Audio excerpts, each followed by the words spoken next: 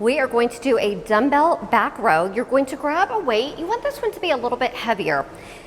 So my weight is in my right hand, my left knee is on the bench. I'm going to lean forward, putting my weight in my left arm and my right leg. Core is engaged the entire time. Arm is down, and you're going to exhale as you bring your elbow up towards your body. Think about keeping your hand close to the hip and then lower down. This is working your back muscle. So you really want to use that mind muscle connection and squeeze your back. Think about squeezing your elbow and your shoulder blade in towards the center or in towards your spine, and then release down. Exhale, inhale. Good. Core's engaged, chest is straight.